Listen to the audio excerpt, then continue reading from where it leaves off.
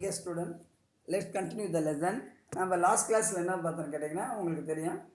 அதாவது ஒரு இந்தியனுடைய குடியுரிமை எப்படி பெறுறது என்று ஒரு 5 மெத்தட்ஸ் நம்ம பார்த்துருப்போம். அதேமாதிரி இந்தியனுடைய குடியுரிமை எப்படி இழப்புன்றது ஒரு 3 மெத்தடில் நம்ம பார்த்துருப்போம். ஃபார் எக்ஸாம்பிள் பார்த்தீங்கன்னா ஒரு இந்தியனுடைய குடியுரிமை பெறதுக்கு என்னென்ன மெத்தட் இருக்குன்னு சொல்லி பார்த்தீங்கன்னா by birth, by descendant, by registration, by naturalization, the next பார்த்தீங்கன்னா பை இன்கார்பரேஷன் ஆஃப் டெரிட்டரி. இதுதான் வந்து லாஸ்ட் கிளாஸில் நம்ம எப்படி ஒரு இந்தியனாக இருந்து ஒரு இந்தியனுடைய குடியுரிமை பெறதுக்கான மெத்தட்ஸ் இதுதான். அதேமாரி ஒரு இந்தியனாக இருந்து எப்படி குடியுரிமை இழக்கிறதுன்னு கேட்டிங்கன்னா ரினினேஷன், டெர்மினேஷன் அண்டு டிப்ரிவேஷன் சொல்லுவாங்க. இந்த 3 மெத்தடில் தான் நம்மளுடைய குடியுரிமையை இழந்தோம். So next we are going to see new topic, fundamental rights. Each and every citizen of India, fundamental rights is very very essential one. இந்தியாவில் பிறந்த ஒவ்வொரு குடிமகனுக்குங்கன்னா அடிப்படை உரிமைகள் வந்து மிக முக்கியமானது. It is enshrined in the part of 3rd Constitution from Article 5 to 12 to 35. அதில் இந்தியனுடைய அடிப்படை உரிமைகளை பற்றி இந்திய அரசியலமைப்பினுடைய பார்ட் 3rd ஆர்டிகல் 12 to 35 பற்றி ஆர்டிகல் 12 to 35 தெளிவாக சொல்லியிருக்கிறாங்க. அவருடைய ஃபண்டமெண்டல் ரைட்ஸ், இந்தியாவில் ஒவ்வொரு குடிமகனுடைய அடிப்படை உரிமைகள் என்னென்ன, அதில் எப்படி நடந்துக்கொள்ளணும் அதை பற்றி தெளிவாக ஆர்டிகல் 12 to 35 அதை பற்றி சொல்லியிருப்பாங்க. In this regard, primer of the Constitution derived inspiration from the Constitution of USA. அந்த ஃபண்டமெண்டல் ரைட்ஸ், அந்த அடிப்படை உரிமைகள் எந்த நாட்டினுடைய இன்ஸ்பிரேஷன் வந்து வந்துன்னு கேட்டிங்கன்னா அமெரிக்காவினுடைய இன்ஸ்பிரேஷன் வந்து வந்தது. 1 மார்க்கில் இன்டீரியர் 1 மார்க்கில் கேட்பாங்க ஃபண்டமெண்டல் ரைட்ஸு எந்த நாட்டுடைய இன்ஸ்பிரேஷன் கான்ஸ்டியூஷனுடைய வந்ததுன்னு கேட்டாங்கன்னா யூஎஸ்ஏ நாட்டு, அதாவது அமெரிக்காவினுடைய அந்த கான்ஸ்டியூஷனுடைய இன்ஸ்பிரேஷன் மூலமாக இந்தியாவுக்கு ஃபண்டமெண்டல் ரைட்ஸு ஃப்ரேம் பண்ணாங்க. ஆரிஜினலி பார்த்தீங்கன்னா கான்ஸ்டியூஷன் ப்ரொவைடட் 7 ஃபண்டமெண்டல் ரைட். இந்த கான்ஸ்டியூஷன் இந்திய அரசியலமைப்பு உருவான காலத்தில் பார்த்தீங்கன்னா வி ஹேடு 7 ஃபண்டமெண்டல் ரைட்ஸ். ஆரம்பத்தில் பார்த்தீங்கன்னா 7 அடிப்படை உரிமைகளாக இருந்தது. At present there are only 6 fundamental right. ஆனால் இப்போ பார்த்தீங்கன்னா அடிப்படை உரிமை மொத்தம் 6 மட்டும்தான். So part 3rd of the constitution rightly described as magna carta of India. அதை பார்ட் 3rd சொல்லுவாங்க இல்லையா, அதை வந்து இந்தியன் கான்ஸ்டியூஷனில் பார்ட் 3 என்னன்னு சொல்லி அழைக்கிறாங்கன்னு கேட்டால் மேக்னா கார்ட்டா ஆஃப் இந்தியா, அதாவது இந்தியாவின் மகா சாசனம் அப்படின்னு சொல்லிட்டு அழைப்பாங்க. While fundamental rights are available to all person, certain fundamental rights are available only Indian citizen. எல்லாருக்கும் இந்த அடிப்படை உரிமைகள் வேணும்னா ஃபஸ்ட்டு என்னவாக இருக்கணும், இந்தியன் சிட்டிசனாக இருக்கணும். இந்தியன் சிட்டிசனுக்கு மட்டும்தான் இந்த ஃபண்டமெண்டல் ரைட்ஸு கிடைக்கும், மற்றவங்க எல்லாருக்கும் கிடைக்காது. வெளிநாட்டில் இருக்கிறான் இல்லையா, அவனுக்குலாம் கிடைக்கிறதுக்கு வாய்ப்பு இல்லை. இப்போ பார்த்தீங்கன்னா ஃப்ரம் த பேராகிராஃப், இந்த பேராகிராஃபில் என்னென்ன கொஸ்டின் கேட்பாங்கன்னா இன்டீரியர் அதாவது எந்த நாட்டுடைய கான்ஸ்டியூஷனுடைய இன்ஸ்பிரேஷன்லேருந்து ஃபண்டமெண்டல் ரைட்ஸ் எடுக்கப்பட்டது, ஃபண்டமெண்டல் ரைட்ஸ் வந்து எந்த ஆர்டிக்கல் எந்த பார்ட்டு அப்படின்னு கேட்பாங்க. அண்டு கான்ஸ்டியூஷன் உருவான நேரத்தில் during the frame constitution of India how many fundamental rights கேட்பாங்க. அப்போ அந்த உருவான டைமில் பார்த்தீங்கன்னா 7 fundamental rights. But at present moment how many fundamental கேட்டாங்கன்னா 6 fundamental right. Which is called as magna carta of இந்தியான்னு கேட்பாங்க. எது வந்து இந்தியாவினுடைய மகா சாசனம், அப்படி கான்ஸ்டியூஷனுடைய மகா சாசனம் என்று சொன்னீங்கன்னா பார்ட் 3rd. ஸோ இதுதான் வந்து இந்த பேராகிராஃப்லேருந்து நம்ம எதிர்பார்க்கக்கூடிய 1 mark. So this is the expectation interior 1 mark from the paragraph. So that's all about the fundamental rights. Next, another important topic, right to constitutional remedies. Right to constitutional remedy, article 32. article 32 என்னன்னு கேட்டீங்கன்னா right to constitutional ரெமெடின்னு சொல்லுவாங்க. First, a writ is on order or command issued by court writing under its seal. ஒரு order கொடுக்குறாங்க, இல்லை ஏதாவது return document ஏதாவது கொடுக்குறாங்கன்னா அதை யார் இஷ்யூ பண்ணுவாங்க. ஃபார் எக்ஸாம்பிள் பார்த்தீங்கன்னா நீங்கள் கோர்ட்டில் உங்களுக்கு ஏதாவது ஒரு கேஸ் சம்மந்தமான ஜட்மெண்ட் காப்பி கொடுக்குறதா இருந்தாலும் சரி, இல்லை நீங்கள் ஏதாவது உங்களுக்கு வேறு ஏதாவது பிரச்சனைகள் சம்மந்தமான எந்த ஒரு இன்ஃபர்மேஷன் கொடுக்குறதா வந்து வாயால் மட்டும் சொல்லிட்டு இல்லாமல் அதை ரிட்டன் டாக்குமெண்ட்டாக கொடுத்து அது சீல், கோர்ட்டுடைய சீல் போட்டு தான் கொடுப்பாங்க. அதை தான் என்ன சொல்கிறீங்க, writ is an order or command issued by court in writing under its seal. Seal போட்டு தான் அதை கொடுப்பாங்க, அப்போ தான் அது valuable. It is the nature of the command or provision from performing certain act specify the order of the court. ஒரு கோர்ட்டுக்கு என்ன அதிகாரங்கள் இருக்குதுன்னு கேட்டிங்கன்னா அந்தனுடைய சட்டத்தினுடைய தடை செய்வதற்கு அதிகாரம் இருக்குது, அதை எனாக்ட் பண்ணுறதுக்கு புதுசாக ஏதாவது சட்டத்தை உருவாக்குறதுக்கும் அந்த கோர்ட்டுக்கு அதிகாரம் இருக்கிறது. Next, both supreme and high court are empowered to issue 5 kinds of the writ. அதாவது ஒரு நம் நாட்டில் இருக்கக்கூடிய மிக முக்கியமான கோர்ட் எதுன்னு கேட்டிங்கன்னா supreme court is highest and last நம்ம அப்ளை பண்ணக்கூடிய ஒரே கோர்ட்டு தான் சுப்ரீம் கோர்ட்டு. இந்த நெக்ஸ்ட் லெவல் பார்த்திங்கன்னா ஹை கோர்ட். இந்த 2 கோர்ட்டு மட்டும்தான், சபார்டினேட் கோர்ட்லாம் இருக்குது, அதாவது டிஸ்ட்ரிக்ட் கோர்ட்லாம் இருக்குது. பட் இருந்தாலும் அந்த சுப்ரீம் கோர்ட் ஹை கோர்ட்டுக்கு மட்டும்தான் அந்த பவர் இருக்குது.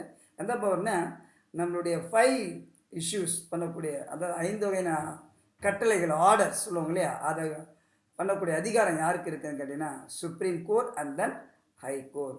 தட்ஸ் வை அதனால் அதை என்ன சொல்கிறாங்கன்னா supreme court is called as guardian of Indian constitution. அதனால தான் என்ன சொல்கிறாங்க, சுப்ரீம் கோர்ட்டை guardian of our Indian constitution அப்படின்னு சொல்கிறாங்க. இந்திய அரசியலமைப்பின் பாதுகாவலன் எதுன்னு சொல்லுவாங்கன்னா சுப்ரீம் கோர்ட்.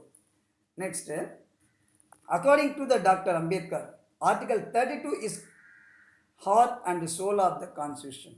இந்த ஆர்டிகல் 32 என்ன சொல்கிறாங்கன்னா Ambedkar heart and soul of the Indian constitution அப்படின்னு சொல்கிறாங்க. அது என்ன சார் ஆர்டிகல் 32 என்னன்னு கேட்டிங்கன்னா வெரி சிம்பிள், அதை கான்ஸ்டியூஷனல் ரெமெடின்னு சொன்னேன் இல்லையா, உங்களுடைய அடிப்படை உரிமைகள், if your fundamental rights are violated by any person or group, ஒரு தனி மனிதனோ அல்லது குரூப் பர்சன் உங்கள் அடிப்படை உரிமை மறுக்கப்பட்டால் you may approach to the court. கோர்ட்டுக்கு போய் நீங்கள் அப்ரோச் பண்ணலாம்.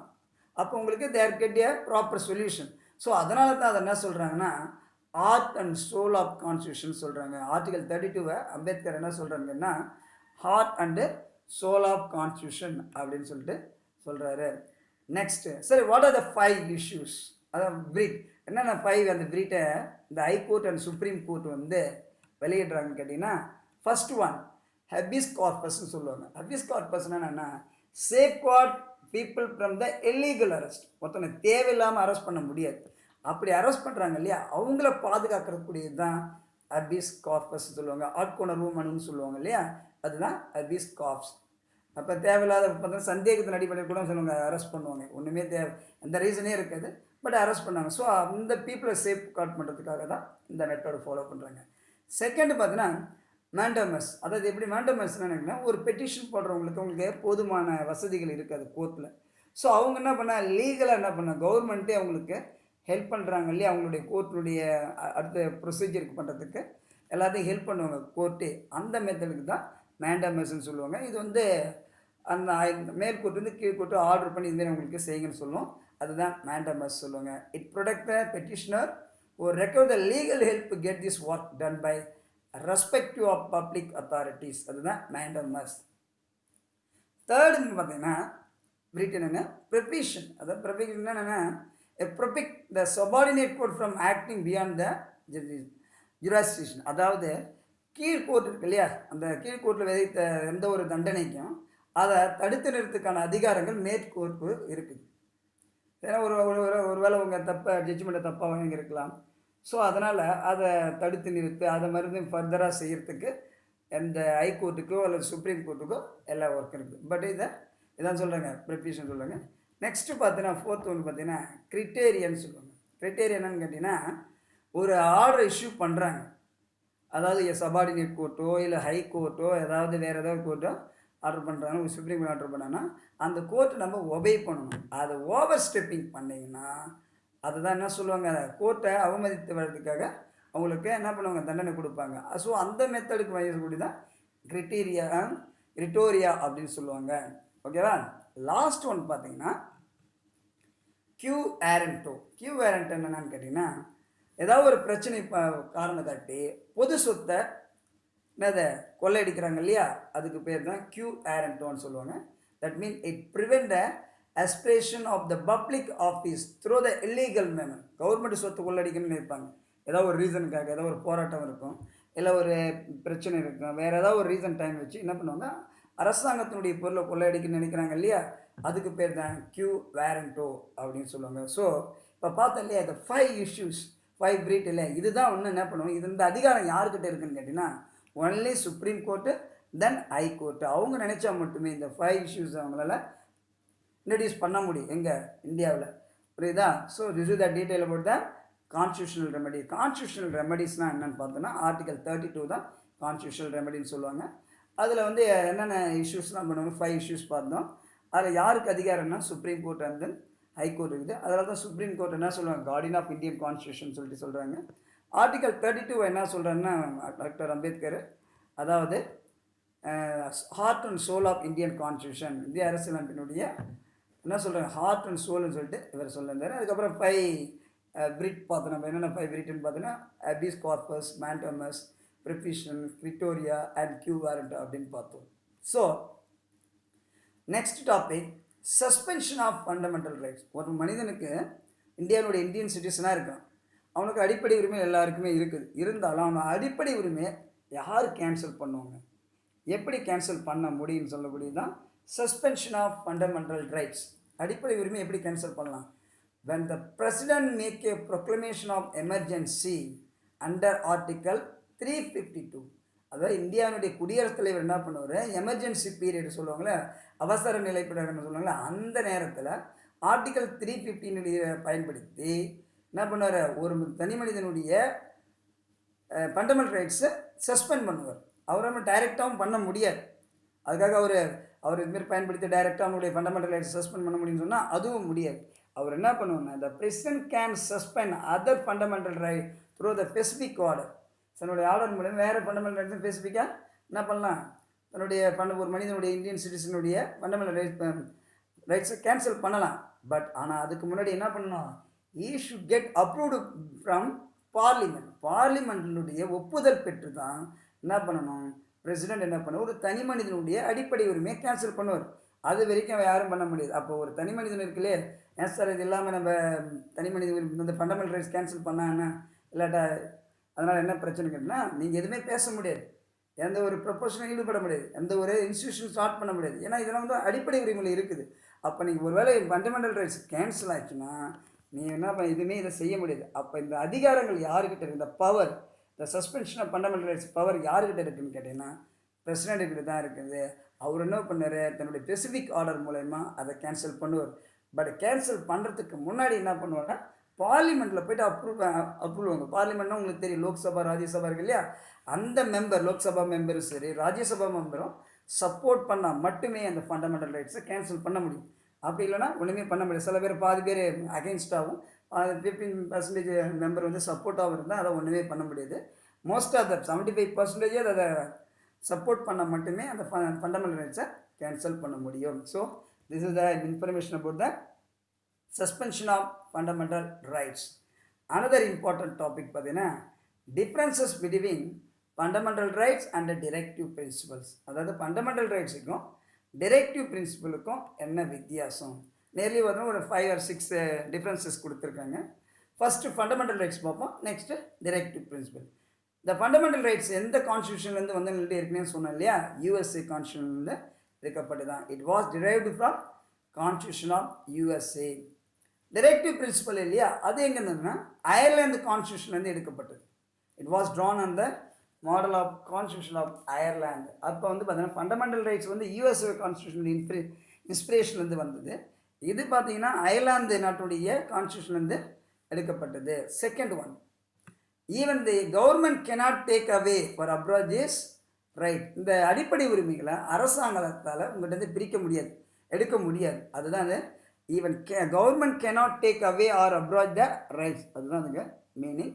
இங்கே பார்த்தீங்கன்னா these are miss instruction to the government. இங்கே டிரெக்டிவ் பிரின்சிபல் என்ன சொல்கிறாங்க, கவர்மெண்ட்டுக்கே இன்ஸ்ட்ரக்ஷன் கொடுக்கலாம், அந்த அளவுக்கு இதுக்கு அதிகாரங்கள் இருக்குது டிரெக்டிவ் பிரின்சிபல் ஆஃப் ஸ்டேட் பாலிசிக்கு. பட் ஃபண்டமெண்டல் ரைட்ஸில் ஒன்றுமே பண்ண முடியாது. Next, these are enforceable by court of law. இது யாருக்கு ஃபண்டமெண்டல் ரைட்ஸ் கொடுக்குறத கட்டாயப்படுத்தி செயல்படுத்தினுக்குன்னா கோர்ட்.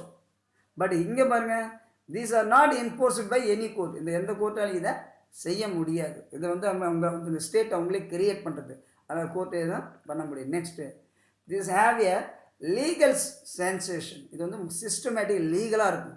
இந்திய கான்ஸ்டியூஷனில் என்ன சொல்லியிருக்காங்களோ அதுபடி இவங்க கரெக்டாக செய்வாங்க. இங்கே பார்த்தீங்கன்னா this have a moral and political sanction. Moral, அது பொலிட்டிக்கலுக்கு முக்கியத்துவம் கொடுத்து அது மூலமே செயல்படுத்துவாங்க. மாரலுக்கு முக்கியத்துவம் கொடுப்பாங்க, பொலிட்டிக்கல் முக்கியம் கொடுத்து அதை செயல்படுத்தக்கூடியது தான் இங்கே. லாஸ்ட் டிஃப்ரென்சஸ் பார்த்தீங்கன்னா these rights are strengthen by political democracy. Fundamental ரைட்ஸாக என்ன நடக்குன்னா, எந்த ஒரு டெமோக்ரஸி நாடு என்ன பண்ணுவோம், வலிமை பெறும். ஏன்னா எல்லாருக்கும் உரிமை கொடுக்குறாங்க. அந்த உரிமையை பயன்படுத்தி அவங்க எந்த தொழில் செய்யலாம், எதை வேணுமானாலும் செய்யறதுக்கு வாய்ப்பு இருக்குது. ஆனால் இங்கே பார்த்தீங்கன்னா, the implementation of the principle ensure the social and economic. இங்கே எந்த ஒரு கொள்கைகளை இம்ப்ளிமெண்ட் பண்ணாலும் அது சோசியல் எக்கனாமிக் பெனிஃபிட்டாக இருக்குன்னு இன்ஷூர் பண்ணிட்டு தான் செய்வாங்க. So this is the difference between the fundamental rights and directive principle. That's all.